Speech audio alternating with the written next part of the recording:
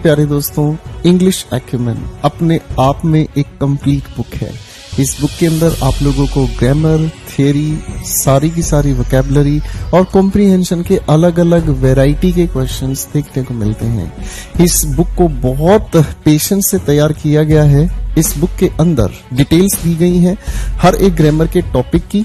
हर एक ग्रामर के टॉपिक में क्या क्या सवाल आपसे पूछे जा सकते हैं और क्या पॉसिबल वेज हैं आपको कंफ्यूज करने की, वो हर तरीके आपके सामने बुक में दिए गए हैं।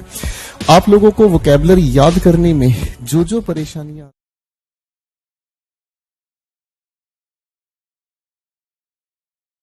सभी को नमस्कार, आप सभी का स्वागत है करियरविल ऐप पर। कैसे हैं आप सभी मेरे प्यारे प्यारे दोस्तों? आ जाओ मेरे भाई, फटाफट से आ जाओ, शिकार करना शुरू करेंगे, बहुत सारी पढ़ाई करनी शुरू करेंगे। लेडीज एंड जेंटलमैन की हालचाल सारे यहाँ देखो जी, प्यार भरी चाय मैं पी रहा हूँ आप सभी के लिए और उम्मीद करता हूँ आप सभी लोग अच्छे होंगे, स्वस्थ होंगे, व्यस्त होंगे, मस्त होंगे, पढ़ रहे होंगे। कैसे हो भाई सारे के सारे? बताओ जरा फटाफट से। सब बढ़िया हो भाई? रिवीजन वगैरह कैसी चल रही है?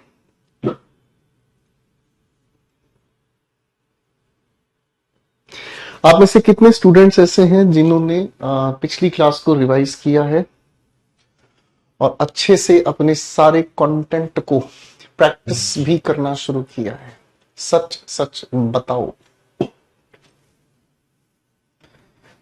बातें करते हैं पहले थोड़ी देर तक के लिए भाई, फिर पढ़ाई करेंगे शुरू फटाफट से।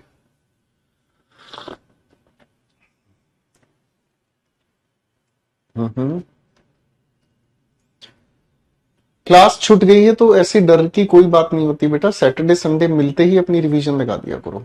सैटरडे संडे को करियर विल के सभी बैचेस ऑफ रहते हैं, तो सैटरडे संडे को अपनी क्लासेस सारी देख डालना। सबके साथ हो सकता है, प्रॉब्लम किसी के भी साथ हो सकती है। प्रॉब्लम किसी के भी साथ हो सकती है, किसी की भी छुट्टी हो सकती है, ऐसा कुछ नहीं होता बेटा।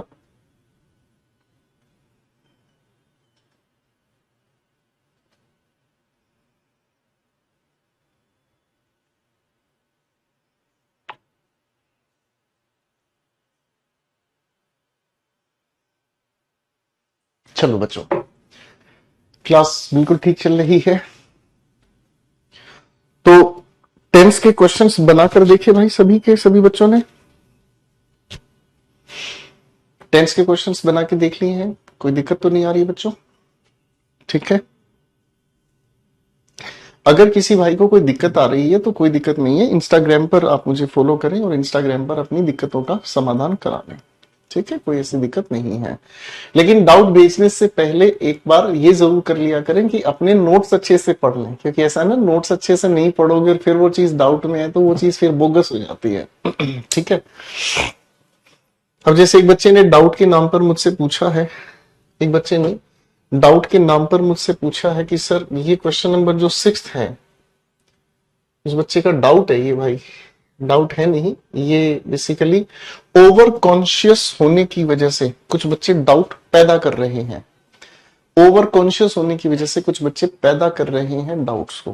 मतलब उनका एटीट्यूड ऐसा कि चलो आओ खाली बैठे तो डाउट ही बना ले। ठीक है। अब उस बच्चे का शक्ल तो मुझे याद नहीं है।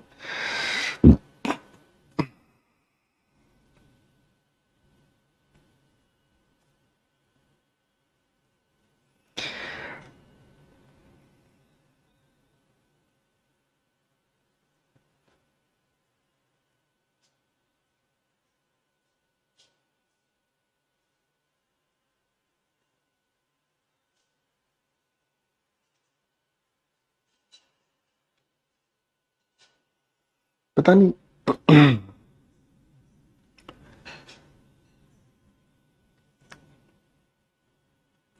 कुछ बच्चे क्लास को ध्यान से नहीं पढ़ते हैं और फिर वो मतलब बार बार वो चीजें भेजते हैं कि सर ऐसे कैसे हो गया, ये कैसे हो गया, वो कैसे हो गया।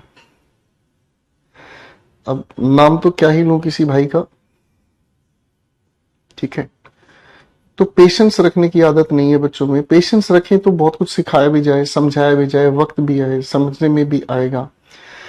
कुछ लोग पेशेंस ही नहीं रखते हैं, सोचते हैं कि एक ही दिन में सारा का सारा सिलेबस कवर हो जाए हमारा, एक ही दिन में सारी चीजें हमें समझ में आ जाए। ऐसा प्रैक्टिकल नहीं है, ऐसा बिल्कुल भी नहीं है, और ये आप जानते हैं ये संभव भी नहीं है मेरे भाई। इट टेक्स टाइम, वक्त लगता है चीजों को समझने का। अब क्या है मैं आपको बताता हूँ। नाम तो मुझे नहीं पता जिसने ये डाउट नाम की चीज पैदा की, डाउट भेजा नहीं, डाउट नाम की चीज पैदा की। उसने ये कहा कि सर इस लिखे हुए सेंटेंस में if we had Mohit in our team we would win the match against your team. Sir ये तो इमेजिनेशन का सेंटेंस है। उस बच्चे ने ये लिखकर भेजा है कि सर ये इमेजिनेशन का सेंटेंस है, तो इमेजिनेशन के सेंटेंस में यहां पर वर्क क्यों नहीं होना चाहिए। अब आप एक बात मुझे बताओ भाई, मैंने आपको क्या बताया मेरे बच्चे, मैंने आपको ये बताया कि जब भी आप किसी इमेजिनरी या हाइपोथेटिकल कंडीशन की बात करते हैं मेरे दोस्तों, यही चीज मैंने आपको बताया ना, जब भी आप किसी इमेजिनरी या हाइपोथेटिकल कंडीशन की बात करते हैं तो आप उस कंडीशन को बताने के लिए इफ के बाद सब्जेक्ट कैसा भी लिखा हुआ हो यूज करते हैं, या तो वर या सेकंड फॉर्म ऑफ वर, और उसके बाद जो भी रिजल्ट आप बताएंगे सब्जेक्ट के साथ वुड लगाकर फर्स्ट फॉर्म लिखोगे। हैं जी बच्चों, यही बताया ना। सारे बच्चे इस बात को पढ़कर बताओ, ये जो मैंने लिखा है यही बताया ना, बोलो हाँ। महसूस करो बेटा, कभी कभी क्या होता है ना, हम चीजों को ओवर कॉन्शियस होकर गलत कर देते हैं, और वो ओवर कॉन्शियसनेस का ना कोई कोई परिणाम निकल ही नहीं सकता, किसी भी कीमत पर नहीं निकल सकता। यही बताया ना मेरे बच्चे। तो एक बात मुझे बताओ, इस सेकंड फॉर्म का मतलब क्या हुआ। अरे भाई ये आपके सामने हैव फर्स्ट फॉर्म है, इसी की हेड सेकंड फॉर्म है, और इसी की हेड थर्ड फॉर्म है। ये हेड भी तो अपने आप में सेकंड फॉर्म ही है। तो मेरे भाई इस लिखे हुए सेंटेंस को पढ़कर तो देखो मेरे बच्चे, इफ के बाद सब्जेक्ट और ये हेड अपने आप में सेकंड फॉर्म ही तो है। तो मैं जबरदस्ती यहां वर लिखूं क्या, जबरदस्ती मैं यहां पर वर लिखूं क्या। ये तो वो बात होगी कि क्वेश्चन अपने आप में पहले से ही ठीक है, लेकिन क्योंकि हमारे दिमाग में एक अलग चाणक्य घूम रहा है, हम अपनी तरफ से खोज करने पर आए हुए, हम कुछ नई खोज करेंगे और हम लोग क्वेश्चन के अंदर जबरदस्ती कुछ ठीक करके दिखाएंगे। मेरे बच्चों ऐसी आदत मत बनाओ। अगर कोई क्वेश्चन ठीक है तो उसे ज्यादा ठीक मत करो, ठीक है ना। ये क्वेश्चन होते हैं, जलेबी थोड़ी होती कि पकड़ के सीधा ही करना है। ये हैव की सेकंड फॉर्म ही तो है, ठीक है। ओके, चीजों को ध्यान से पढ़ो, ठीक है। कुछ बच्चे जानबूझकर क्वेश्चंस की प्रॉब्लम खड़ी कर रहे होते हैं और कहते हैं जी ये हो जाए तो क्या करें, वो हो जाए तो क्या। एक और भाई की मैं बताता हूं, ठीक है। नाम नहीं लूंगा किसी भी बच्चे का, क्योंकि नाम लेने से कुछ बच्चे ये सोचते हैं कि हमारी इंसल्ट कर रहे हैं। देखो मैं बताता हूं।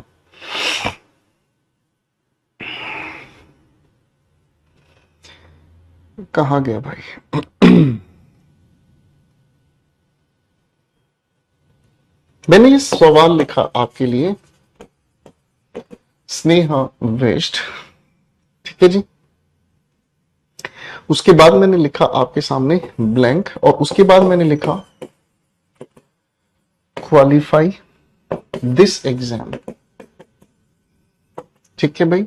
फिर मैं चलो इसी के पैरेलल एक सवाल और लिखता हूं, स्नेहा विशेस शी ब्लैंक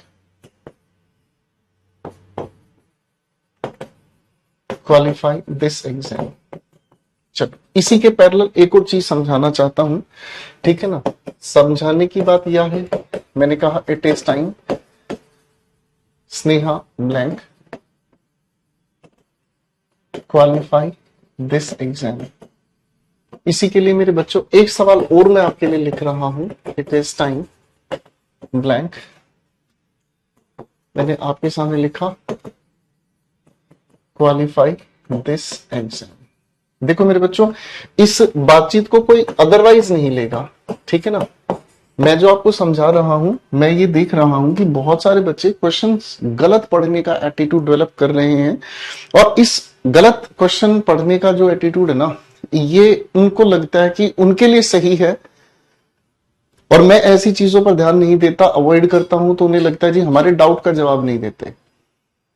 मेरे को इस बात को ध्यान से समझो, अगर कोई भी इंसान चूहे को हाथी कहने लग जाए, तो उसमें ना तो चूहे का कसूर ना मेरा कसूर, वो तो उस इंसान का कसूर है कि उसको हाथी कह रहा है।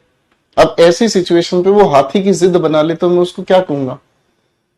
मैं उसे एक ही बार तो कहूंगा बेटा ये हाथी नहीं, ये चूहा है। वो जिद पकड़ ले, नहीं मैं तो इसे हाथी पढ़ूंगा, तो फिर मैं उसको कहूँ तू एक काम कर, इसको ना ट्रेन पढ़ ले, मेरे को और अच्छा लगेगा। अब ये भाई हमारे पास लिख के भेजता है, इसमें ये कहता है मेरा भाई कि सर रूल आपने ये बताया हमें, एक मिनट रुको।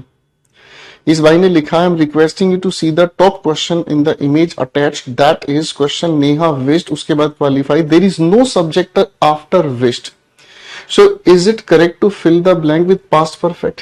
मेरे को एक बात बताओ बेटा, हम टेंस का तो तब यूज करेंगे ना, हम टेंस का तो तब यूज करेंगे जब हमारे सामने लिखे हुए सेंटेंस में एक सब्जेक्ट नाम की चीज हो, तभी तो हम उसके अंदर कोई भी हेल्पिंग वर्ब या मेन वर्ब टेंस के अकॉर्डिंग यूज करेंगे और उसके बाद ऑब्जेक्ट लिखेंगे। भाई यही तो एक बेसिक रूल हम लोगों ने पहले दिन से पढ़ा है, बोलो हाँ, बिल्कुल बेसिक रूल है, कोई नई बात नहीं है ना बच्चे। अब अगर ऊपर वाली कहानी हमें समझ आती है, इट इज टाइम की वजह से ही ये क्या बता रहा है मेरे बच्चे, ये बता रहा है इमेजिनेशन, कल्पनाओं की बात कर रहा है, ठीक है। ये हमारे सामने लिखा सेंटेंस का सब्जेक्ट है, इसी की वजह से हम सेकंड फॉर्म का यूज करेंगे। क्वालिफाई लिखा है, इसकी सेकंड फॉर्म हम लोगों ने लिखी क्या चीज, क्वालिफाइड। अरे हाँ है ना, कोई दिक्कत तो नहीं, फाइन। ये इसका ऑब्जेक्ट हो गया, फाइन। दूसरे सेंटेंस में ये तो इमेजिनेशन बता रहा है, ये तो इमेजिनेशन बता रहा है, लेकिन आप कहोगे सर सब्जेक्ट नाम की चीज नहीं है।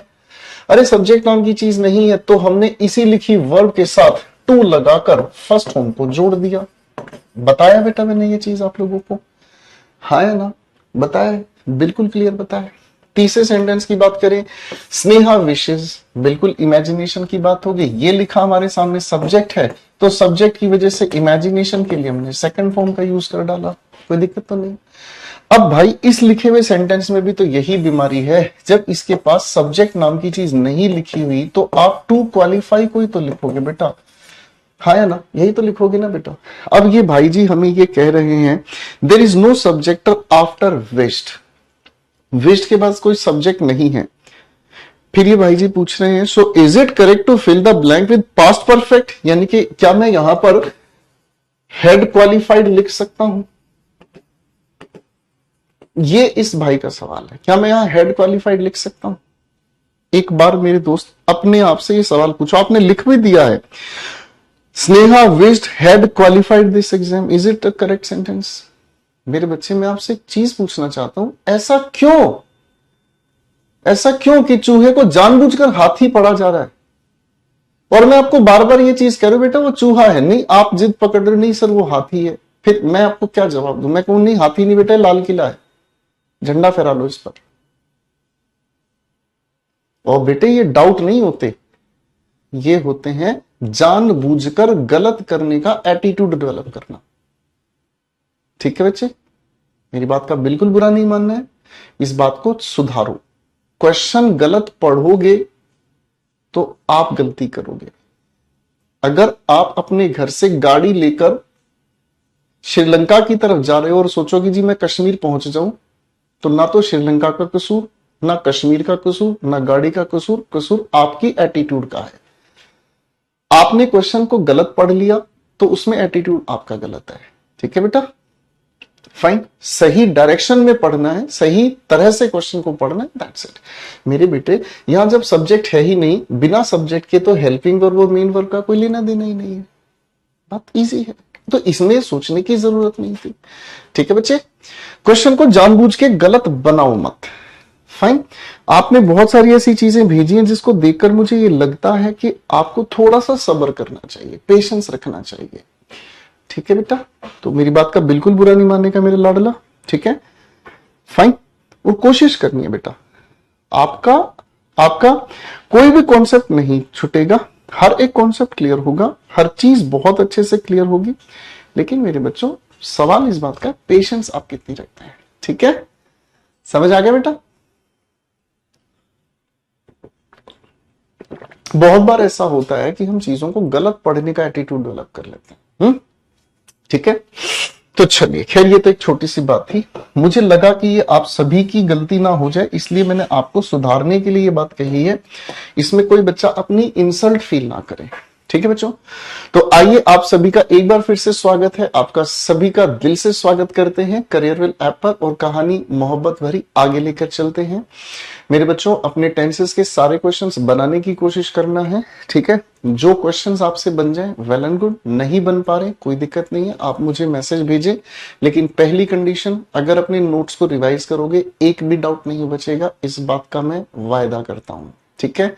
फाइन, आप लोग अपनी बुक ले सकते हैं, दोनों की दोनों, द इंग्लिश एक्यूमेन और द वोकैब वेट्स। अब आपका टॉपिक है कंप्लीट, तो आप उस टॉपिक वाइज क्वेश्चंस लगा सकते हैं बुक से। तो चलिए दोस्तों, आज हम इस प्यारी प्यारी बात को आगे बढ़ाने की कोशिश करेंगे और एक बहुत खूबसूरत बातचीत आप लोगों के साथ मिलकर करनी है मुझे। सारे बच्चे एक बार कमेंट्स में लिखकर दिखा दो ये मैंने क्या लिख डाला है, ठीक है। ये जो मैंने लिखा है मेरे बच्चों, एक बार कमेंट्स में लिखकर दिखा दो। क्यों? क्योंकि ये जो लिखा हुआ शब्द है ना, ये लिखा हुआ शब्द जो साइड में है इसके, मेरे बच्चों ये शब्द स्पेलिंग टेस्ट में पूछ लिया जाता है। पहले एक बार आप लिख दो फटाफट से, फिर मैं बताऊंगा ये क्या है। शाबाश।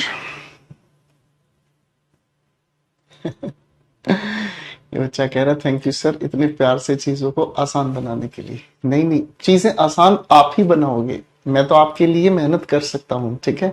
इन सारी चीजों को आसान आप ही बनाओगे, और वो कैसे? बस पेशेंस से हर चीज को पढ़ना है, ठीक है ना।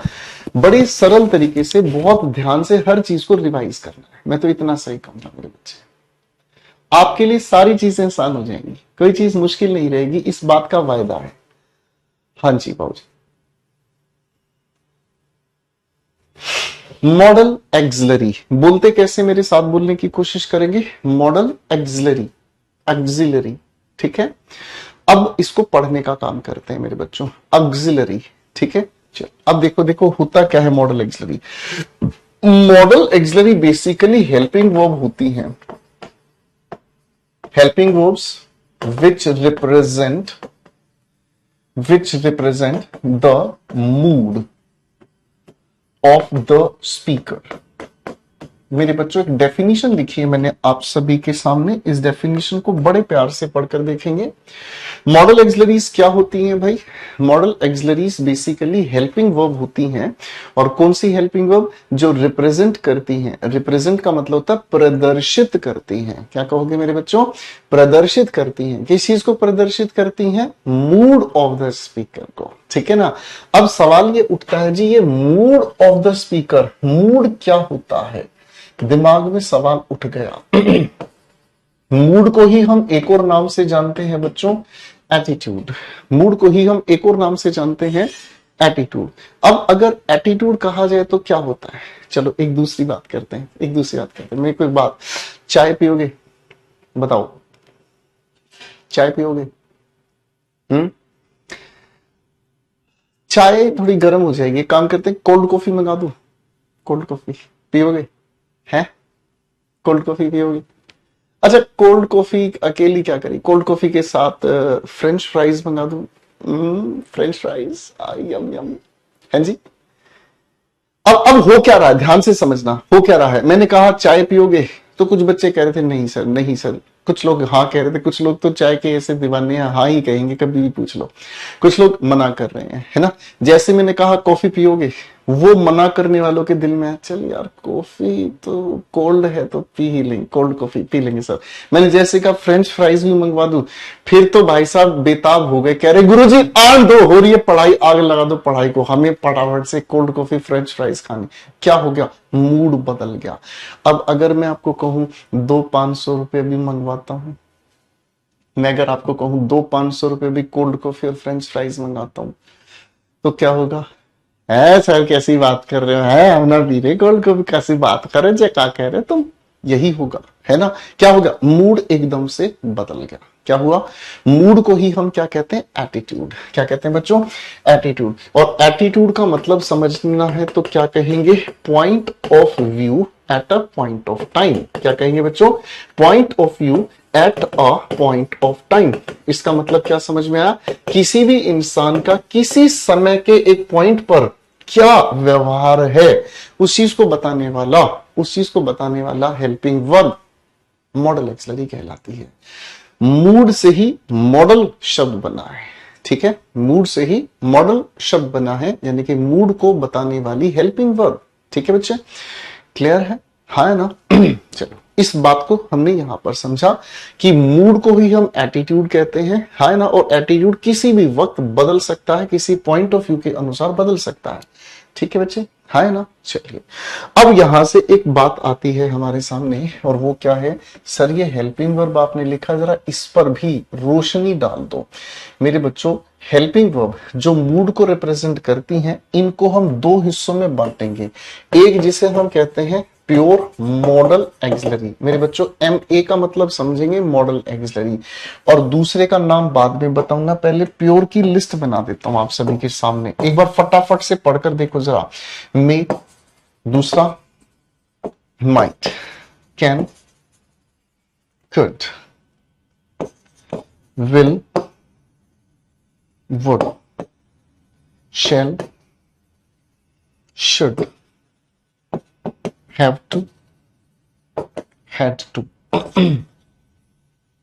मेरे बच्चों इस शब्द को पढ़कर देखो क्या लिखा है, ought to, पढ़कर सुनेंगे ought to।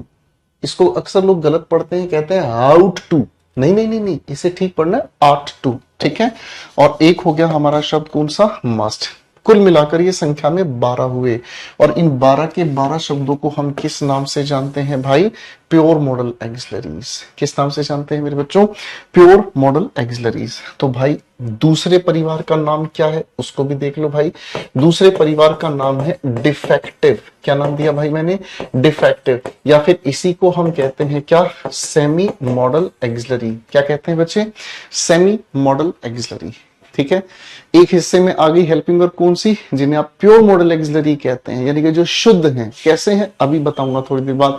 तो दूसरी तरफ कौन सी कैटेगरी आ गई भाई? दूसरी तरफ कैटेगरी आ गई जो कि डिफेक्टिव है, सेमी है। ठीक है ना? अब अगर कोई बच्चा आपसे पूछे कि डिफेक्टिव का मतलब क्या हुआ, डिफेक्टिव का मतलब जिनमें कमी आ जाती है। क्या होती है? जिनमें कमी आ जाती है। सेमी का मतलब क्या हुआ? आधा, यानी कि वो आधे मॉडल एक्सिलरी हैं और आधे कुछ और हैं। ठीक है, मैंने क्या कहा? वो आधे मॉडल एक्सिलरी हैं और आधे वो कुछ और हैं। ठीक है, अब वो कुछ और क्या है, तो उसको हम समझेंगे थोड़ी देर के बाद। ठीक है, इस परिवार के जो हमारे शब्द हैं वो कौन से हो गए? सिर्फ 3 हैं। मैं लिख रहा हूं, ध्यान से पढ़ेंगे। एक हो गया नीड, एक हो गया डेयर, और एक हो गया यूज्ड टू। ठीक है जी, 3 हैं छोटे छोटे नन्हे मुन्ने, एक नीड, एक डेयर और एक यूज्ड टू। ठीक है, तो कुल मिलाकर मॉडल एक्सिलरीज कितनी हो गई दोस्तों? बताओ जरा, कुल मिलाकर मॉडल एक्सिलरीज कितनी होगी दोस्तों? आप कहोगे सर हमने जोड़ा तो इधर 12 रही है, और इधर अगर हम जोड़े तो ये डिफेक्टिव सेमी कुल मिलाकर कितनी है? 3। यानी कि कुल मिलाकर अब हमें खेल समझना है कितना? 15। ठीक है ना? कितना समझना है भाई? 15 का, है ना? ठीक है, मूड समझ नहीं आया सर, एक बार फिर से बताएं, फिर से समझ लो भाई। देखो ध्यान से, मैं सिर्फ एग्जाम्पल के लिए लिख रहा हूं, कोई दिल पे मत लेना। ठीक है ना? मैंने आपको कहा I can do this question, पढ़कर देखो ध्यान से भाई। फाइन, फिर मैंने इसी कैन को हटाकर मैंने इसकी जगह लिख दिया विल, फिर इसको हटाकर मैंने लिख दिया शेल, फिर इसको हटाकर मैंने लिख दिया मस्ट। एक बार जरा इन चारों के चारों सेंटेंसेस का मीनिंग आपको क्या समझ आया, अपने आप से बताओ।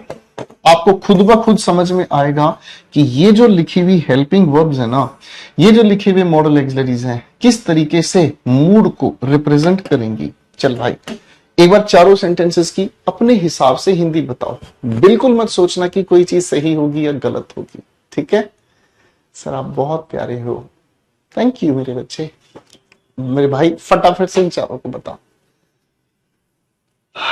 आप मेरा नाम कभी नहीं लेते, मैं तो किसी का भी नाम नहीं लेता यार। नाम नहीं बुलवाना चाहिए कभी भी। आपकी लगन, आपकी मेहनत, आपका नाम अपने आप चमकाएगी, सब आपका नाम अपने आप लेंगे। ये छोटा लालच होता है कि आपका कोई नाम ले दे। लो भाई लिख लो, कह रहा साइड हो जाओ, लिख रहा हूं, लिख बेटा लिख।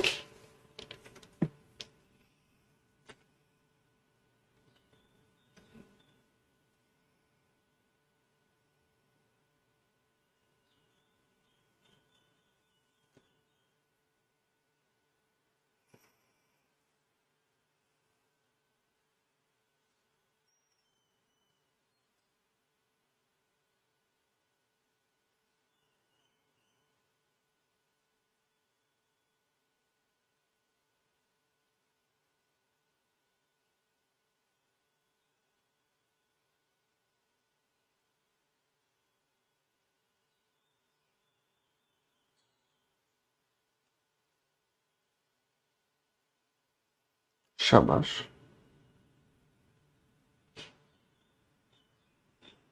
Very good.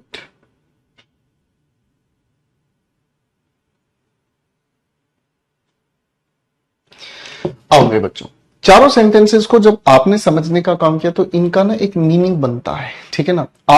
मैंने ये आपके लिए कहा, मतलब आपने ये वाक्य बोला है, ठीक है ना।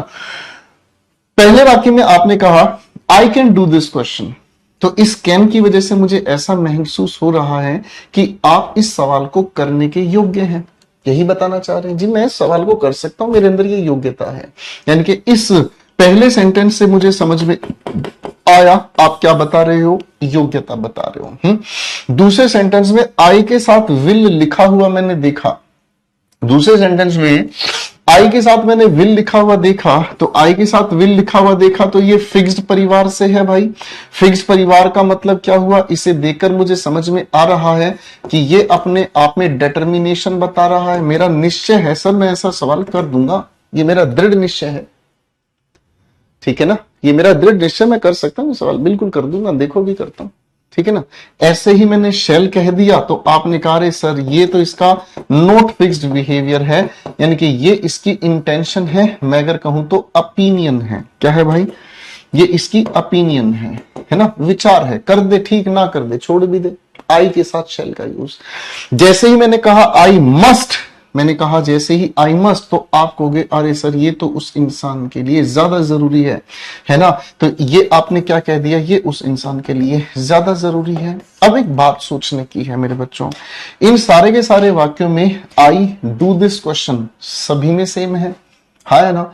बोलने वाले का मूड किसकी वजह से बदल रहा है, कैन की वजह से, विल की वजह से, शेल की वजह से, मस्ट की वजह से। इन्हीं की वजह से आप लोगों को पता चल रहा है कि बोलने वाले का क्या व्यवहार है। बोलो हाँ, है कि नहीं भाई। इन्हीं की वजह से पता चल रहा है कि बोलने वाले का क्या व्यवहार है। वो हमारे सामने किसी चीज के लिए वायदा दिखा रहा है, वो किसी इंसान के लिए अपनी योग्यता दिखा रहा है। अच्छा, मैं अगर आपके सामने ये कहता हूं आई विल हेल्प यू, तो आपको क्या लगा, मैं आपको प्रॉमिस कर रहा हूं आई विल हेल्प यू। अगर मैं इस विल को हटाकर अगर कहता हूं आई कैन हेल्प यू, तो यहां प्रोमिस नहीं, आपको लगेगा हाँ मेरी ये योग्यता है। समझ रहे हैं। तो हेल्पिंग वर्ब एक इंसान के लिए मूड कैसे बताती है, ये मॉडल एक्सिलरीज है। यहां तक समझ आ गया अच्छे से, बोलो सारे सारे नन्हे मुन्ने शिकारियों भाई। देखो यहां तक की बात समझ में आ गई, एक बार फिर से समझें। मॉडल एक्सिलरी, मॉडल से बना मूड, एक्सिलरी का मतलब हेल्पिंग वर्ब। एक्सिलरी उस शब्द को कहते हैं जो मदद करता है किसी काम में। तो ऐसी हेल्पिंग वर्ब जो रिप्रेजेंट, प्रदर्शित करती हैं बोलने वाले का मूड। मूड को ही हम एटीट्यूड कहते हैं। एटीट्यूड का मतलब किसी वक्त पर किसी इंसान का व्यवहार। मूड को पहचानने वाली हेल्पिंग वर्ब मॉडल एक्सिलरी कहलाती है। इन्हें दो हिस्सों में बांटा, प्योर मॉडल एक्सिलरी और डिफेक्टिव सेमी मॉडल एक्सिलरी। तो बच्चों अब हमें इस कहानी को समझना है प्योर मॉडल एक्सिलरीज के फंक्शन के साथ, ठीक है। बचपन से हम लोग मॉडल एक्सिलरीज पढ़ते आ रहे हैं, है कि नहीं भाई। बचपन से मॉडल एक्सिलरी पढ़ते आ रहे हैं और हमारे साथ एक काम खराब हुआ, और वो काम है बचपन से हमें मॉडल एक्सिलरीज की हिंदी रटवा दी गई है। कैन का मतलब सकता है, शुड का मतलब चाहिए, ये वो है ना भाई। और वो हिंदी हमें ऐसी रटवा दी गई कि पेपर में सेंटेंस की जैसे ही हम हिंदी निकालते हैं सारे आंसर जचते हैं, है कि नहीं। आओ इस बात के लिए सही रास्ता अपनाते हैं। मॉडल एक्सिलरीज को समझने के लिए मेरे दोस्तों हम अलग अलग सिचुएशन आपके साथ मिलकर डिस्कस करेंगे। अलग अलग सिचुएशन में अलग अलग मॉडल एक्सिलरीज का हम यूज करना सीखेंगे, ठीक है बच्चे, फाइन। तो आओ सबसे पहले हम आपके साथ मिलकर एक कंडीशन, एक सिचुएशन समझने का काम कर रहे हैं जिसे हम परमिशन कहते हैं। मेरे बच्चों स्पेलिंग लिखकर दिखाओ परमिशन की, स्पेलिंग टेस्ट में आता है। शाबाश, परमिशन, ठीक है। आप परमिशन किसी को देते भी हैं, आप परमिशन किसी को देते भी हैं और परमिशन किसी से लेते भी हैं। अरे हाँ है ना। जब आप किसी को परमिशन देते हैं दोस्तों, तो परमिशन देने के लिए या परमिशन लेने के लिए आप दो मॉडल एक्सिलरीज का यूज करते हैं। एक हुआ मे, एक हुआ कैन। तो आप एक काम करो, मैं सेंटेंसेस लिख रहा हूं, पहले आप इन सेंटेंसेस में मे या कैन जचा कर दिखाओ, फिर आंसर्स हम इकट्ठे मिलकर बनाएंगे, ठीक है जी।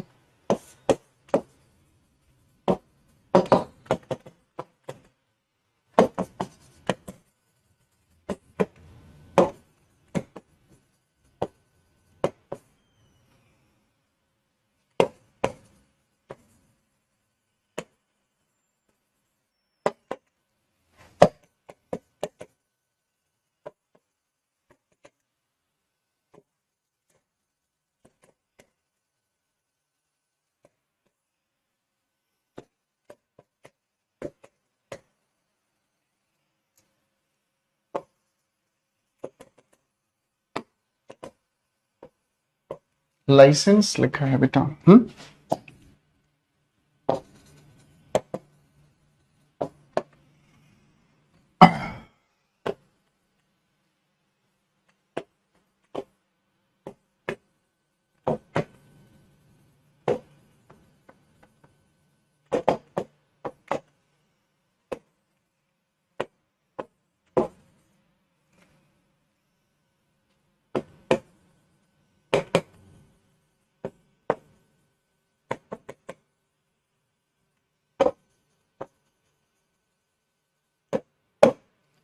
मैंने ये स्टार लगाकर अलग अलग क्वेश्चंस आपके सामने लिखे हैं, अपने आंसर्स फिल करो। मे या कैन, कहा क्या फिल करने वाले हैं आप?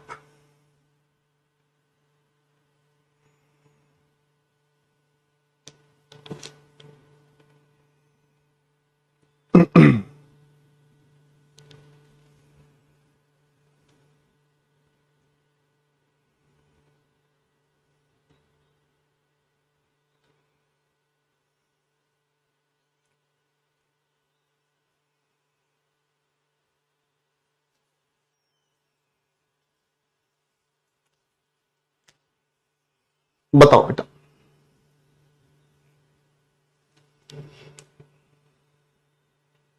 तो इस सवाल को अगर हम सभी को समझना है तो इनके आंसर्स बनाने से पहले हमें ना एक छोटी सी कहानी को समझना होगा। बना लो बना लो बना लो।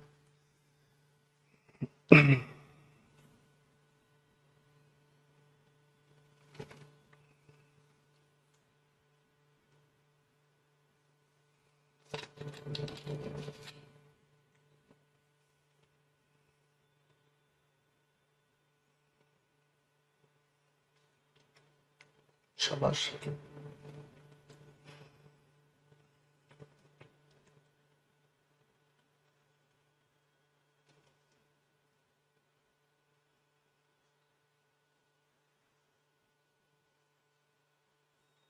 शाबाश।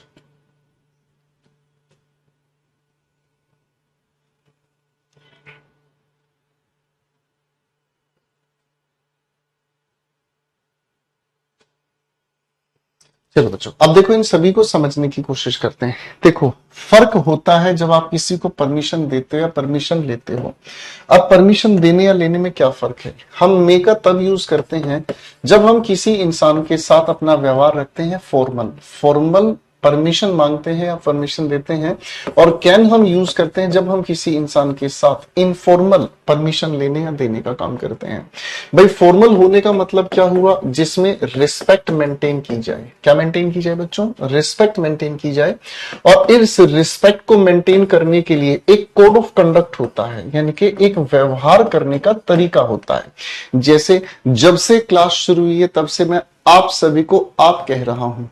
ठीक है, आप मुझसे छोटे हैं, हो सकता है कुछ मेरी उम्र के ही लोग हों, लेकिन मैं आप सभी को आप कह रहा हूं। इसका मतलब मेरा बिहेवियर आपके लिए फॉर्मल रहता है ना? मैं आप सभी की रिस्पेक्ट करता हूं, है ना?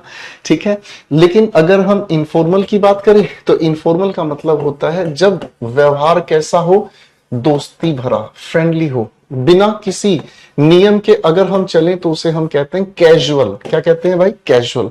कभी कभी मैं आप लोगों को कह देता हूं, हाँ भाई शिकारियों, तो जब मैं आपको कहता हूं हाँ भाई शिकारी हूं, तो समझ लो मेरा व्यवहार आपके लिए क्या हो गया? दोस्ती भरा हो गया, इनफॉर्मल हो गया, है कि नहीं? ठीक है। तो भाई ये हो गया हमारे फॉर्मल और इनफॉर्मल की पहचान। ठीक है दोस्तों, अब आंसर मेकिंग पर हम दिमाग लगाएंगे।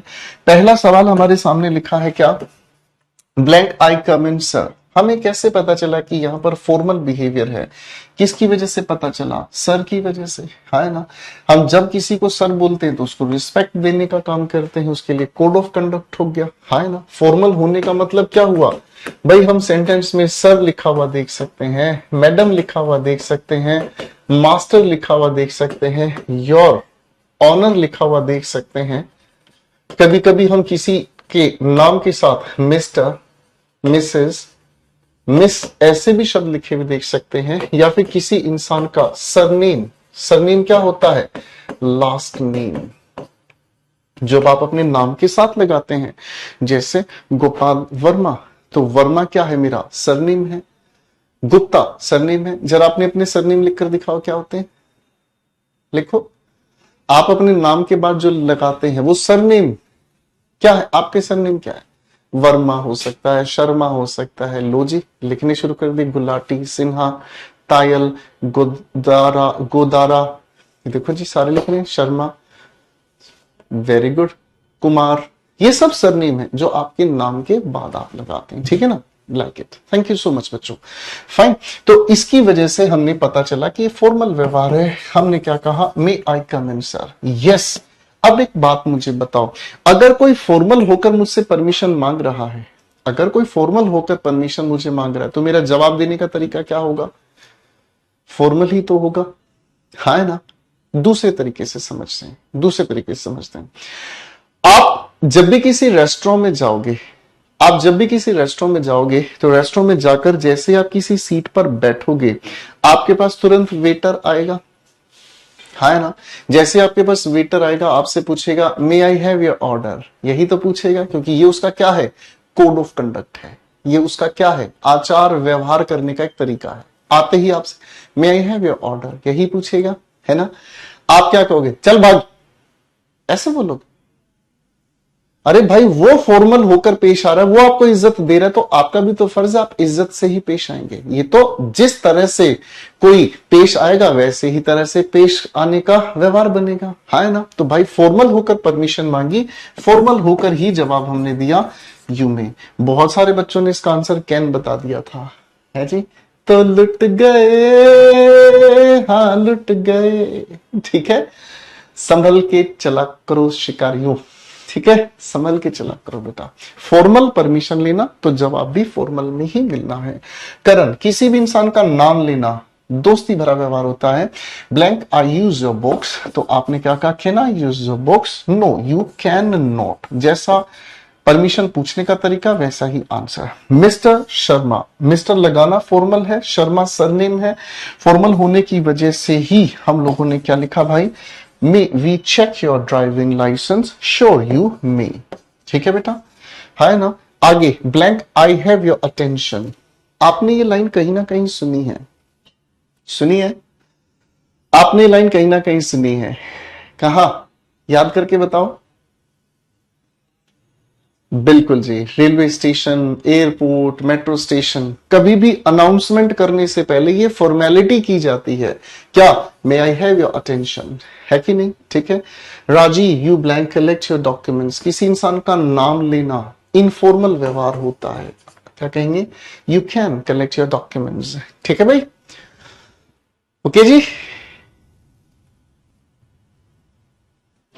Very good. मेरे बच्चों, हमें वो समझना पड़ेगा कि ये किस सिचुएशन को रिप्रेजेंट कर रहा है। ये बच्चा कह रहा है जी हमें कैसे पता ये फॉर्मल है इनफॉर्मल है? आपको कोई आके बताएगा नहीं, सेंटेंस तो पढ़ो यार। सेंटेंस पढ़कर ही तो पता चलेगा कि ये क्या एटीट्यूड बता रहा है। आप किसी का नाम ले रहे हो, दोस्ती भरा नाम। आप एक काम करो ना भाई, आप एक काम करो ना, आप अपने किसी सीनियर का जाकर नाम लेके दिखाओ, उठा के फेंक देगा बाहर।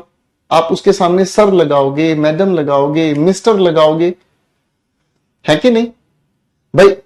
आप जाके मोदी बोलते हो, मोदी क्या है? अपने आप में सरनेम है। सरनेम होने का मतलब क्या हुआ? आप रिस्पेक्ट दे रहे हैं। न्यूज़पेपर उठाओ, मोदी लिखा मिलेगा, मोदी लिखा मिलेगा, योगी लिखा मिलेगा, ओबामा लिखा मिलेगा। मेरी बात समझ रहे हैं? सरनेम होता ही रिस्पेक्ट के लिए, समझ रहे हैं? आप जाके बोलो ना, हाँ भाई नरेंद्र क्या हाल है, देखो फिर क्या रेल बनाता है नरेंद्र मोदी। मेरे पॉइंट ऑफ व्यू को समझो बेटा, ठीक है ना जी? खैर कोई बात नहीं बेटा, आइए एक अगली बात से मिलते हैं। एक अगली बात से हम मिलते हैं, और बात कौन सी हो गई भाई? बात हो गई अब दूसरी पॉसिबिलिटी की। चलो चलो चलो, पॉसिबिलिटी से पहले एक दूसरी बात दिल में आ गई है। ये देखो भाई मैंने क्या लिखा, ये देखो भाई मैंने क्या लिखा। पहले इसको समझते हैं, क्योंकि ये एक दूसरे के जुड़े हुए हैं। चलो मैंने आपसे एक सवाल पूछना है जी, परमिशन और रिक्वेस्ट में क्या फर्क होता है? मेरे को एक सवाल का जवाब दो, चलो चलो फटाफट से। परमिशन और रिक्वेस्ट में क्या फर्क होता है? आप बताओगे भाई, परमिशन और रिक्वेस्ट में क्या फर्क होता रही?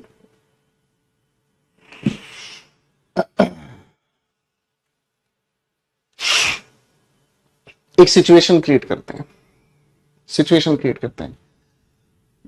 बचपन की बात याद करते हैं। हम जब स्कूल में पढ़ा करते थे, तो स्कूल में पढ़ते पढ़ते क्लास चल रही होती थी, आपकी क्लास का कोई स्टूडेंट टीचर की तरफ यूं इशारा करता था और एकदम से पूछता था, sir may I go to toilet, sir may I go to toilet.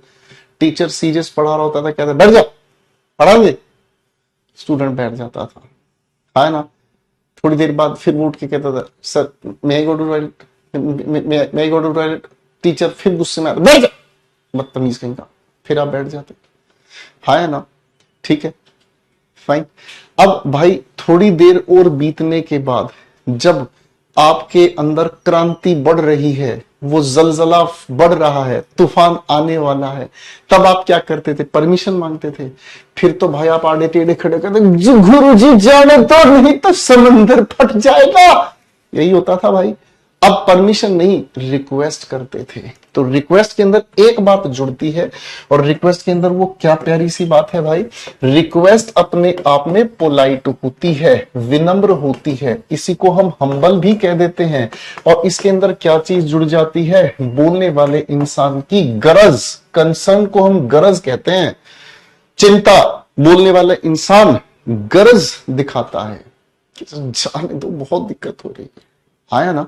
ठीक है, अच्छा एक बात मुझे बताओ, अगर कोई इंसान आपके सामने आकर ये कहता है, अरे भाई मेरी पोलाइट रिक्वेस्ट है सुन लेना, तो क्या ये कहना सही है? अगर कोई इंसान आकर आपको कहता है मेरी पोलाइट रिक्वेस्ट है सुन लेना, तो आप उसको मुक्का मारना, खींच के कहना कि रिक्वेस्ट होती ही पोलाइट है, पोलाइट कहने का मतलब तो क्या हुआ? सुपरमैन, सुपरमैन हुआ, सुपर फ्लॉस हुआ। आप कहोगे सर रिक्वेस्ट अपने आप में ही पोलाइट होती है, पोलाइट कहने की जरूरत नहीं होती। ठीक है ना। तो परमिशन और रिक्वेस्ट में एक फर्क हमें समझ में आ गया। परमिशन मिले या ना मिले एक अलग बात है, लेकिन रिक्वेस्ट जो होती है ना, उसके अंदर गरज छिपी होती है। मेरे बच्चों, जब भी हम किसी इंसान के सामने रिक्वेस्ट करते हैं, तो दो मॉडल एक्सिलरीज का हम यूज करते हैं, एक वुड और एक कुड। मैं आपके सामने सेंटेंसेस लिख रहा हूं, जरा पहले जचा कर दिखाएं, फिर हम इनके फर्क को समझने की काम करेंगे। ठीक है जी।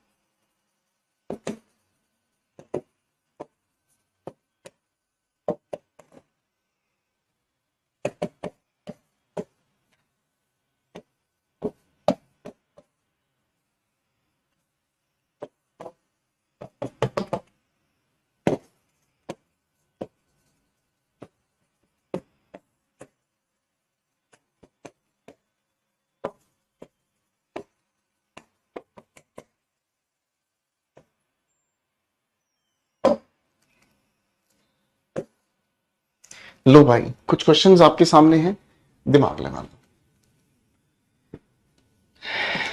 नहीं नहीं, मुझे कोई बुरा नहीं लगा बेटा, आपका डाउट पूछना बुरा नहीं लगता, डाउट पूछना बिल्कुल बुरा नहीं लगता बेटा। पर पता है बुरा लगता है तब जब आप जानबूझकर क्वेश्चन गलत पढ़ते हो।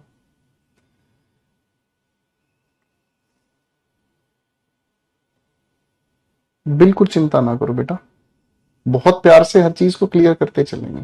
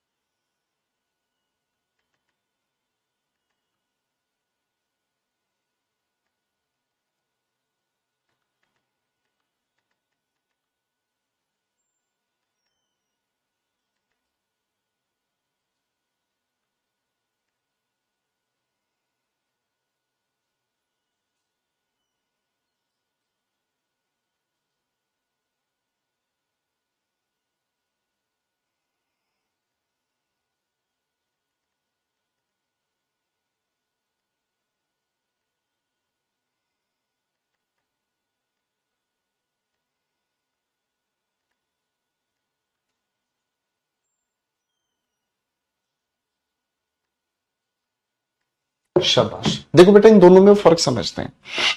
फर्क बिल्कुल आसान है। फर्क ये है बच्चों कि वुड हम जब यूज करते हैं ना, तो वुड हम यूज करते हैं जब हम किसी इंसान के सामने फॉर्मल होकर रिक्वेस्ट करते हैं, और कुड हम तब यूज करते हैं जब हम किसी इंसान के सामने इनफॉर्मल होकर रिक्वेस्ट करते हैं।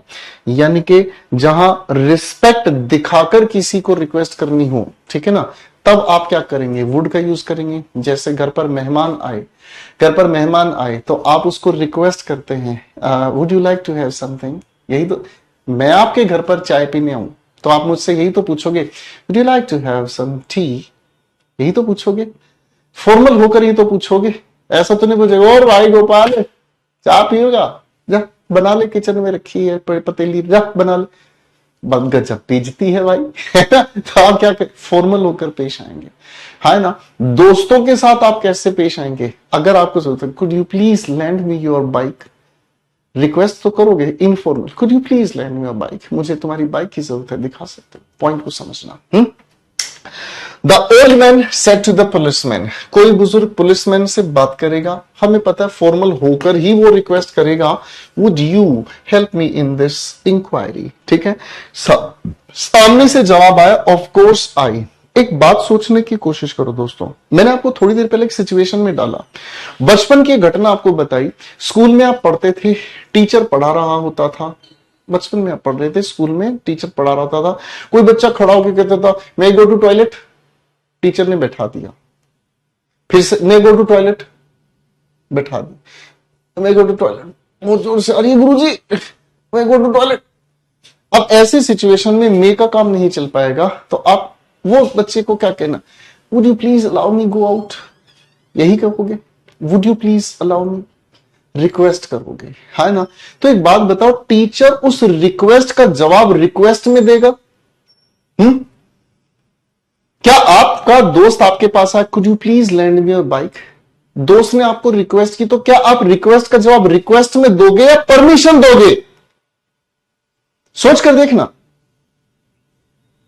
आपके घर पर मैं आया, आपने मुझसे पूछा would you like to have some tea, मैं पलटकर जवाब रिक्वेस्ट में रिक्वेस्ट का जवाब दूंगा? नहीं, मैं आपकी रिक्वेस्ट का जवाब परमिशन से दूंगा। Point to be noted. तो इसका मतलब हमें क्या समझ आया कि जब हम इस वुड से फॉर्मल आंसर देने की कोशिश करेंगे, तो फॉर्मल परमिशन से हम इसका आंसर देंगे, और आंसर देने के लिए हम लोग क्या यूज करेंगे भाई, फॉर्मल परमिशन देंगे मे के साथ। और भाई कुड से हम इनफॉर्मल परमिशन का जब आंसर देंगे तो क्या यूज करेंगे भाई, कैन। ध्यान से समझना, बुजुर्ग इंसान ने पुलिसमैन को कहा would you help me in this inquiry, क्या आप कृपा करके मदद करेंगे इस इंक्वायरी में। तो उसने, सामने वाले ने पलट करके ऑफ कोर्स आई मे, सामने वाला उसकी इस रिक्वेस्ट को यस कहेगा, परमिशन देगा। ठीक है बच्चे। डियर मम्मी, मम्मी से कैसे बात करते हैं भाई, बताओ जरा। भाई साहब, मम्मी से हम हमेशा इनफॉर्मल बात करते हैं।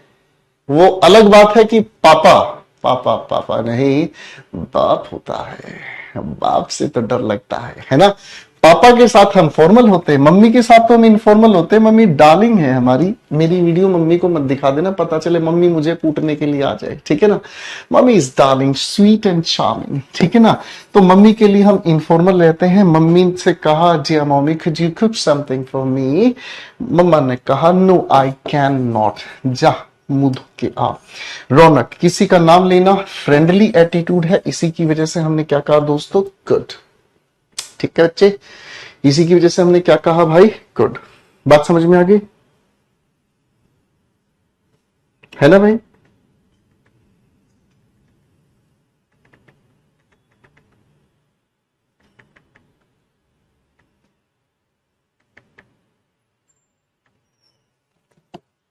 चलिए ठीक है, आओ बच्चों अब इसी कहानी को आगे बढ़ाते हैं। एक तीसरी बात से हम मिलते हैं। तीसरी बात की बात हम कर रहे थे, और ये बात थी हमारी कौन सी भाई, पॉसिबिलिटी। पॉसिबिलिटी को ही हम प्रोबेबिलिटी भी कहते हैं।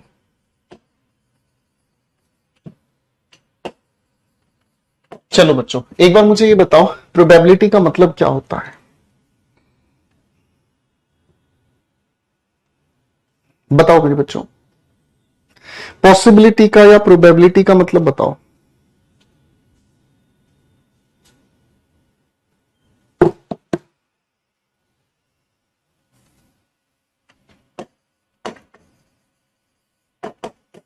प्रायिकता, अनुमान लगाना, ठीक है।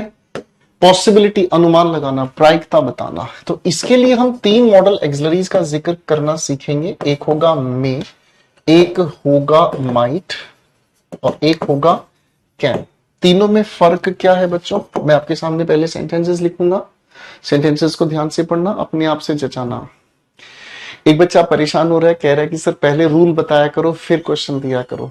मेरे बच्चे, मैं आपके साथ एक ऐसी अप्रोच लेकर चल रहा हूं जो अप्रोच परमानेंट लर्निंग है।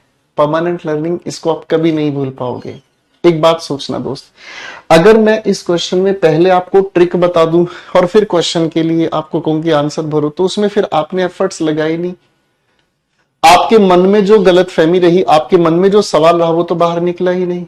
मुझे आपकी गलत फहमी पहले निकालनी है, उसके बाद सही फहमी आपके दिल में बैठानी है। इसलिए पहले क्वेश्चन देने से आप अपनी गलतियां निकाल लेते हो। आपने अपनी तरफ से उल्टे सीधे आंसर भरे, आपका मन साफ हो गया। मैं जब लॉजिक आपको बताता हूं तब आपको पता चलता है, अरे यार ये तो गलत इंफॉर्मेशन थी, निकल गई बाहर, ठीक है, अब नया अच्छा सीख लिया। ठीक है, पहले तुक्के लगवाने से आपको ही फायदा मिल जाएगा। ठीक है बेटा, ये मत सोचो कि मेरे को पहले क्वेश्चन देने से आपको कुछ, ना ना ना, मजा आना चाहिए। किस पॉइंट का भाई? सीखने का। अब आ जाओ भाई, मैं क्वेश्चन दे रहा हूं, अपने आंसर जचाने की कोशिश करना।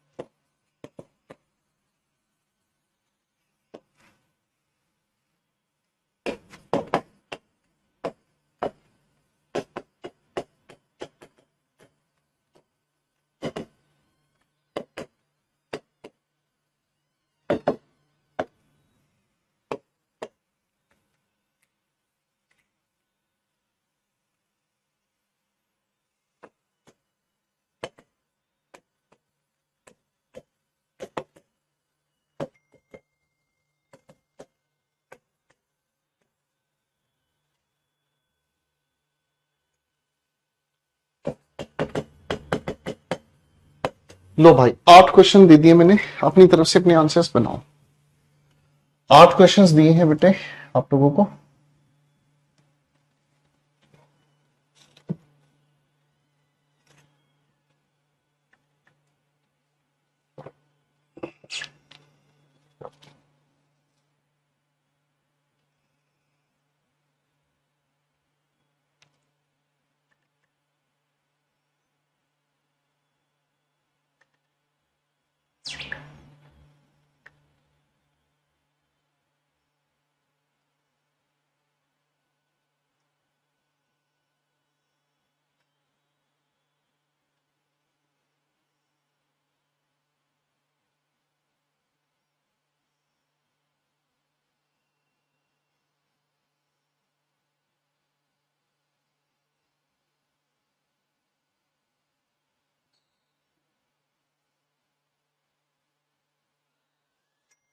बनाओ बनाओ।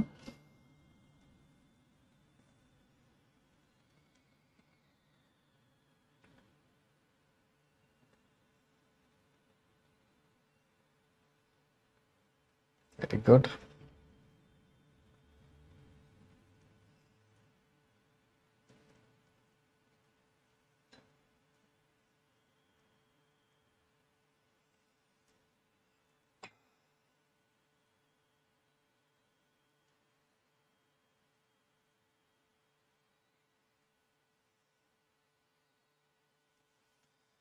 जल्दी जल्दी बनाओ भाई, जल्दी जल्दी बनाओ।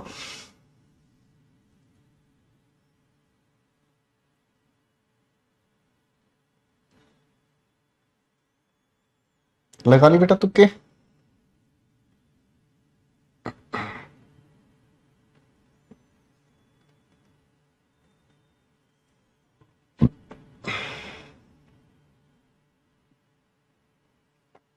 चलो बच्चों, आओ इस कहानी को अब समझते हैं।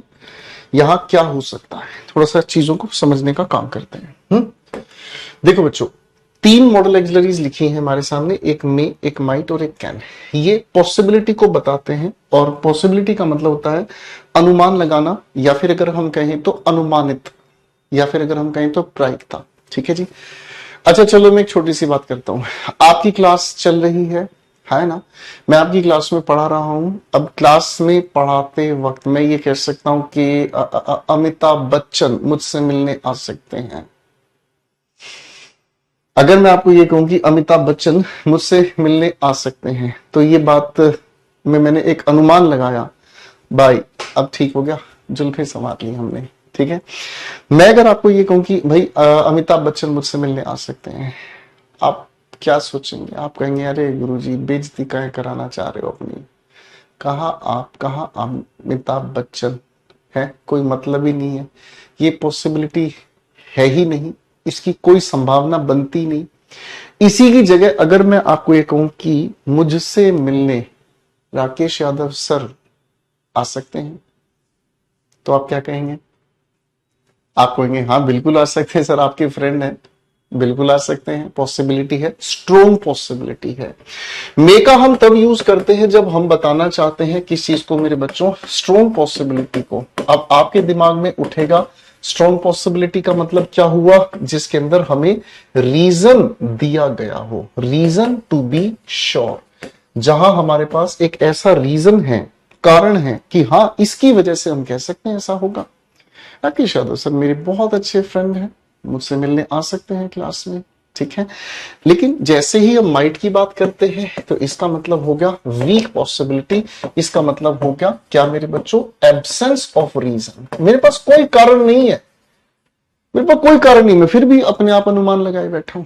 मैंने कहा अमिताभ बच्चन मुझे मिलने आ सकते हैं, कोई कारण नहीं। क्या मतलब अमिताभ बच्चन का मुझसे मिलने का? मैंने फिर भी अपनी तरफ से लगा दिया है ना जी। नोरा फतेही मुझसे शादी कर सकती है। जली। ठीक, कोई मतलब नहीं, फिर भी अपनी वजह से।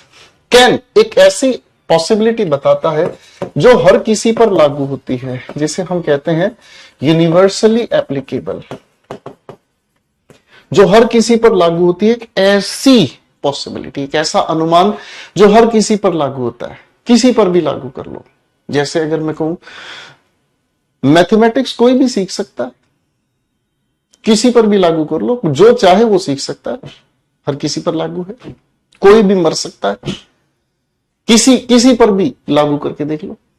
ठीक है जी।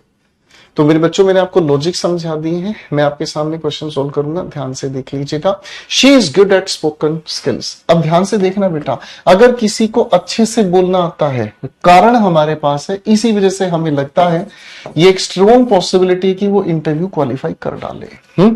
आई फॉरगॉट, मैं भूल गया, मैंने किसी को बुलाया ही नहीं, मैं बुलाने का काम भूल गया, तो उस इंसान के आने की पॉसिबिलिटी कम हो गई। इसीलिए मैं क्या कहूंगा मेरे बच्चे? माइट कहूंगा। है ना। अगला सवाल, इट इज क्लाउडी। क्लाउडी का मतलब क्या हुआ? बादल छाए हुए हैं। अब बादल छाने की वजह कारण सामने आ गया, मैं क्या कहूंगा? It may rain. आगे लिखा एनीवन लर्न इंग्लिश। कोई भी अंग्रेजी सीख सकता है, हर कोई सीख सकता है, जिसकी मर्जी वो सीखे भाई। मेरे दोस्तों पर क्वेश्चन नंबर 5, 6, 7, 8 जरा चारों क्वेश्चंस के आंसर्स बनाकर दिखाओ बेटा। जरा चारों के आंसर्स बनाकर दिखाओ बेटा फटाफट से।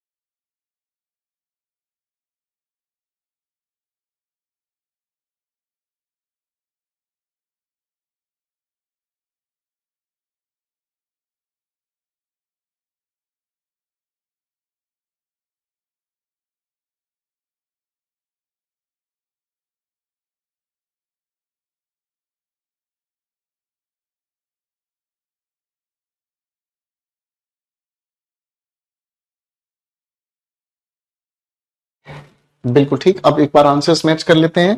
आई एम श्योर, अगर मैं श्योर हूं तो जो भी कुछ होगा उसके लिए पॉसिबिलिटी स्ट्रोंग हो गई ना। यहां लिखा हुआ है नोबडी ब्लैंक डाई हंग्री। कोई भूखा नहीं मर सकता है, काम करे मेहनत करे तो रोटी खा सकता है। तो हर किसी पर अप्लाई हो गया, कैन लगा दिया। शी में पॉसिबली अटेंड द सेमिनार। अब इस सवाल को लेकर एक उलझन पैदा हो गई बच्चों के बीच। पता है क्या कह रहे हैं? सर मे की जगह माइट लगा दो। अरे भाई मे माइट तो छेड़ना ही नहीं है भाई। एक बात मुझे बताओ, जब शी के साथ मे अटेंड द सेमिनार लिखा है तो इसका मतलब क्या समझ में आया? वो इंसान अटेंड कर सकता है सेमिनार को, ये उसकी स्ट्रॉन्ग पॉसिबिलिटी है। मैं अगर आपसे पूछूं हाँ भाई आज रात को 11 बजे मूवी देखने चले, आपने जवाब दिया मे बी, तो मैं समझ गया कि स्ट्रॉन्ग पॉसिबिलिटी चल सकते हो भाई। आपने कहा माइट बी, मुझे समझ में आ गया कि भैया तुम्हें नहीं किसी और से बात करनी पड़ेगी। आप मूड को थोड़ी छेड़ सकते हो भाई, है ना। तो यहां लिखा है शी में पॉसिबली अटेंड द सेमिनार। तो इसमें क्या हुआ? जब आपने कहा शी में अटेंड द, तो आप पहले ही पॉसिबिलिटी बता रहे हो, तो इस पॉसिबिलिटी से तो क्या हो गया? गीला पानी हो गया। अरे पानी कह दिया तो गीला कहने की क्या जरूरत है? में से जब पॉसिबिलिटी बता दी तो ये तो सुपरफ्लॉस हो गया। तो यहां से हमें एक क्वेश्चन पेपर में सुपरफ्लॉस का देखने को मिल जाता है छोटे छोटे बच्चों। क्या कि मे या माइट के साथ हमें जानबूझकर पॉसिबली लिखा हुआ मिल जाए, प्रोबेबली लिखा हुआ मिल जाए, लाइकली लिखा हुआ मिल जाए, तो ध्यान रखना ये सभी के सभी शब्द अपने आप में क्या हो जाएंगे भाई? सुपरमैन। ठीक है, ये सब के सब क्या हो गए भाई? सुपरमैन हो गए। ठीक है भाई, ये सब के सब सुपरफ्लॉस हो गए। ठीक है बेटा, हमें इनकी जरूरत नहीं है। ठीक है बच्चे, हमें इनकी जरूरत नहीं है। फाइन, ये सुपरफ्लॉस का क्वेश्चन है, बहुत ही प्यारा सा। आगे पढ़ते हैं। Sarika does not have time. Sarika के पास टाइम ही नहीं है, तो पॉसिबिलिटी वीक हो गई, इसलिए क्या कह दिया? माइंड। ठीक है बेटा, यहां तक की बात समझ आ गई? चलो प्यार से बोलो, जरा जयकारा लगाओ। प्यार से बोलो, जरा जयकारा लगाओ। जयकारा शेरा वाली दा बोल, साचे दरबार की। बहुत अच्छे। मैं वैष्णो देवी जाता रहता हूं बेटा, जाऊंगा आपकी बार जरूर बताऊंगा।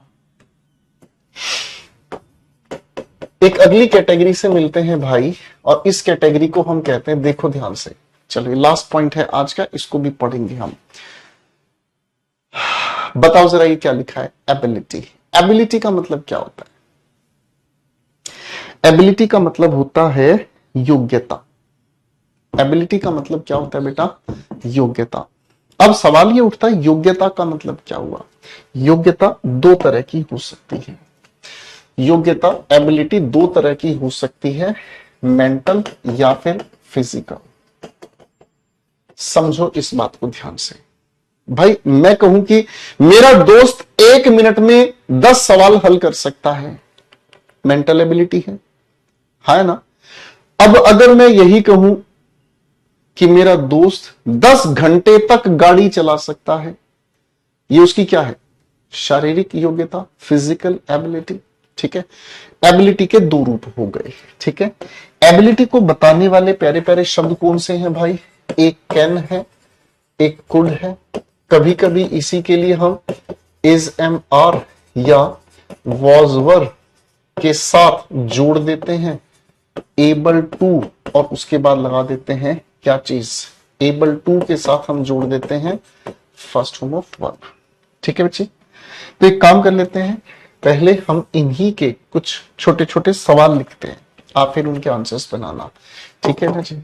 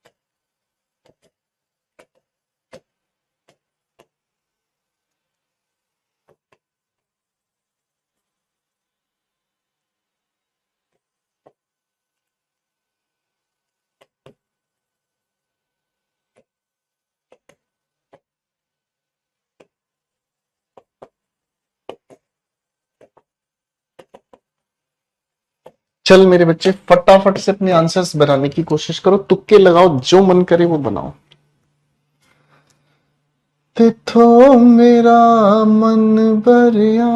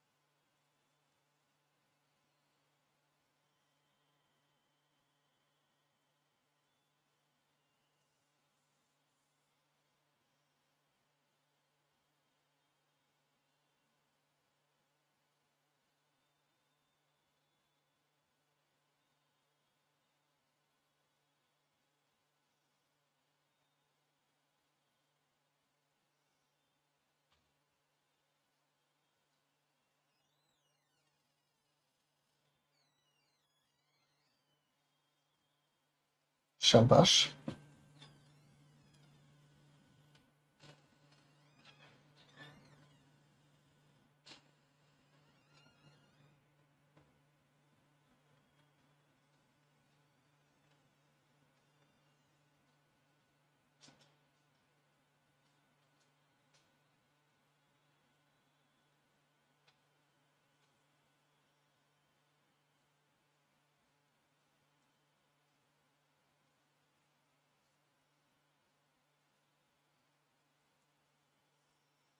चल बेटा अब समझते हैं इस चीज को। देखो जब बात एबिलिटी की आती है तो अलग अलग पर्सपेक्टिव्स हो सकते हैं। कैन एबिलिटी बताने की कोशिश करता है प्रेजेंट की, कुड प्रेजेंट की जगह एबिलिटी बताता है पास्ट की, और ये दोनों कैसी एबिलिटी बताते हैं, जो किसी के लिए नेचुरल है। नेचुरल का मतलब क्या हुआ, जिसके अंदर कोई स्पेशल एफर्ट्स की जरूरत नहीं होती, नो स्पेशल एफर्ट्स, जिसके अंदर कोई स्पेशल एफर्ट्स लगाने की जरूरत नहीं है। भाई अगर अगर मेरे से कोई कहे आप सर ये स्विच ऑन कर सकते हैं, तो मैं ऑन करने के लिए स्पेशल एफर्ट नहीं लगाऊंगा, उठूंगा टक से बंद कर दूंगा, खत्म बात। है ना, मेरे लिए नेचुरल है, कोई दिक्कत नहीं है, कोई स्पेशल एफर्ट्स लगाने की जरूरत नहीं है। लेकिन कुछ ऐसी भी एबिलिटीज होती हैं जो एबिलिटीज हमारे लिए नेचुरल नहीं होती, लेकिन किसी सिचुएशन के अकॉर्डिंग अपने अंदर डेवलप करते हैं। जैसे मैं शेर से तेज नहीं भाग सकता, मेरे अंदर एबिलिटी नहीं है, लेकिन अगर शेर मेरे पीछे भागने लग जाए तो क्या होगा? अगर शेर मेरे पीछे भागने लग जाए तो भाई साहब क्या होगा, फिर मैं अपनी जान बचाने के लिए शेर से तेज दौड़ने की एबिलिटी लगाऊंगा, डेवलप करूंगा। तो बच्चे जब इसकी हम बात करते हैं तो इसका मतलब क्या हुआ, इसका मतलब जब हम एक ऐसी एबिलिटी जिसके लिए हम स्पेशल एफर्ट्स लगाते हैं, स्पेशल सिचुएशन में डेवलप करते हैं वो एबिलिटी, हमारे सामने हमारी ट्रेन छूट रही है, ट्रेन को पकड़ने की कोशिश हम करेंगे, भागते नहीं है कभी जीवन में, लेकिन उस ट्रेन, हमें पता है भाई साहब अब ट्रेन गई तो पैसा खराब हो जाएगा, हम तेज भागेंगे, एबिलिटी लगाएंगे। ठीक है, आंसर्स डिस्कस करते हैं। शी ब्लैंक स्पीक 3 लैंग्वेजेस, अगर वो इंसान 3 भाषाएं बोलता है, कोई स्पेशल एफर्ट्स लगाने वाली बात नहीं है, ये उसकी नेचुरल एबिलिटी है, कैन लगा दिया, पास्ट का जिक्र नहीं। Question 2, when Ravi was young, बात पास्ट की हो गई, जब रवि यंग था, he blank run faster than Isha, कोई स्पेशल एफर्ट लगाने की बात नहीं है मेरे बच्चे, लेकिन पास्ट की बात है, इसलिए हमने क्या चिपका दिया भाई, good. Question 3, I lift this chair easily, आसानी से चेयर उठा सकता हूं, पास्ट की कोई बात नहीं, आसानी से उठा सकते हैं, नेचुरल बात हो गई। क्वेश्चन 4 को ध्यान से पढ़ेंगे, लिखा है she can be able to help you, कुछ गड़बड़ है, कुछ गड़बड़ है मेरे भाई, कुछ गड़बड़ है भाई, हाँ गड़बड़ है। फिर से वही समस्या सामने आ गई, आप कहोगे सर जब आप कैन या कुड के साथ एबिलिटी बता रहे हो तो इसके साथ हम बी एबल टू काहे लिखेंगे, हमारे सामने ये लिखा मिल गया तो हम तो इसको सुपरमैन बना देंगे। ठीक है, हम इसको क्या बना देंगे, सुपरफ्लूस कहेंगे। अरे भाई जब हमारे सामने लिखे हुए सेंटेंस में सीधा सीधा हमें पता है कैन या कुड से एबिलिटी बता रहे हैं, तो बी एबल टू लिखने की जरूरत नहीं है ना भाई, तो इसका मतलब यहां पर बी एबल टू लिखने की जरूरत नहीं है। Question 5, Shikha is rich enough, बहुत अमीर है, तो नेचुरल एबिलिटी है भाई, वो अफोर्ड कर सकती है, अफोर्ड का मतलब होता है वहन करना, खर्च झेलना, एक्सपेंसिव ज्वेलरी, महंगी ज्वेलरी खरीद सकती है। क्वेश्चन 6, शी इज इल, वो इंसान बीमार है, लेकिन फिर भी उसने क्या किया है, मीटिंग अटेंड की, बीमार होने के बाद मीटिंग अटेंड करना सेंसिबल नहीं, लेकिन फिर भी वो कर रहा है, तो एबिलिटी स्पेशल लगाई है, आप क्या कहोगे, she is able to attend the meeting. Question 7, Raunak was poor, गरीब था फिर भी बच्चों को पढ़ाया, इसका मतलब एबिलिटी थी नहीं, गरीब होने के बावजूद उसने ऐसा किया, तो एबिलिटी को डेवलप किया, एबिलिटी लगाई। ठीक है बच्चे, फाइन, मुझे लगता है आज के लिए इतना काफी रहेगा, पहले यहां तक की कहानी को रिवाइज करो मेरे बेटे। ठीक है, पहले यहां तक की कहानी को अच्छे से रिवाइज करना बच्चों, फाइन।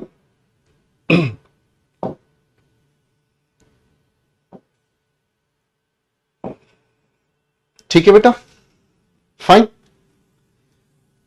चलिए दोस्तों आज के लिए इतना ही, और अच्छे से अपनी रिवाइज करेंगे कहानी को, टेंस की सारी पीडीएफ सोल्व करेंगे। ठीक है, और अपनी इंग्लिश एक्यूमेन के क्वेश्चंस भी लगाने शुरू कर दो।